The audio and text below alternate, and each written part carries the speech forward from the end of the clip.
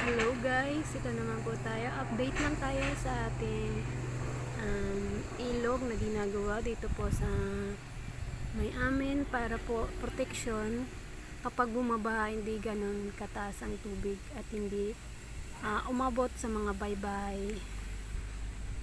Kasi po noong mga nakaraang taon, naranasan namin na tumaas ang tubig at umabot ito hanggang sa kalubloban ng bahay po namin.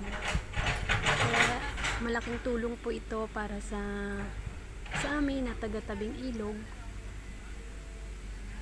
para maiwasan po ang pagtaas ng tubig dito sa ilog. Yan guys. Salamat sa mga taong nagtulong-tulong at sa taong nag-provide or nag-isip para magawa ang harang na to. Thank you po sa inyong lahat.